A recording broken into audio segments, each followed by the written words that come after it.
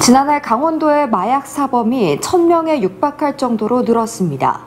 마약 중독자들이 스스로 약물을 끊기 위해 만든 자조 모임도 속속 생겨나고 있는데요. 꾸준히 참여하면 마약 중독에서 벗어날 가능성이 크지만 강원도엔 이런 곳이 단 한 곳도 없습니다.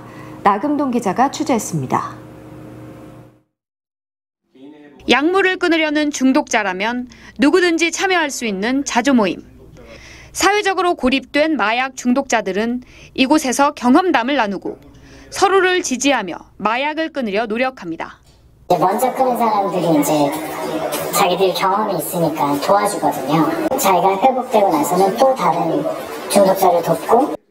자조 모임은 미국에서 시작돼 전 세계적으로 만들어지고 있습니다. 전 세계적으로 이 자조 모임의 치료 효과가 굉장히 좋다. 이렇게 인정을 받게 된 거예요. 모든 병원에서 치료할 때도 중독자 치료할 때는 이런 자조 모임이 꼭 같이 해요. 우리나라에는 현재 서울과 부산, 대구 등 대도시를 중심으로 모두 18곳의 자조 모임이 운영되고 있습니다. 1년 만에 2배 넘게 는 겁니다. 마약 중독자들이 마약을 끊고 회복하기 위해 모이는 자조 모임이 열리는 장소입니다. 안타깝게도 강원도에는 이런 모임이 단 한 곳도 없습니다. 자조 모임이 생기려면 마약을 끊는 데 성공한 사람이 어느 정도 있어야 하는데 지역에선 의료 환경이 열악해 이런 사람들을 모으기가 쉽지 않기 때문입니다.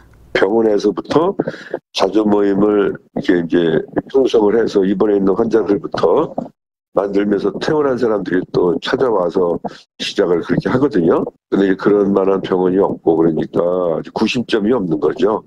실제로 도내에서는 국립춘천병원이 2010년부터 마약류 중독자 치료 보호기관으로 지정됐지만 14년간 치료 실적이 단 한 건도 없습니다. 국립춘천병원은 정신과 의사는 있지만 마약 환자를 치료할 전문 의료진은 구하기 힘들고 치료 환경도 열악하다고 어려움을 호소했습니다. 지난해 강원 지역 마약 사범은 999명, 2021년 351명에서 2년 만에 3배 가까이 늘었습니다. 이렇게 마약 중독자가 급증하고 있지만 강원도 약물 중독 재활치료 시스템은 이 속도를 따라가지 못하고 있습니다. MBC 뉴스 나금동입니다.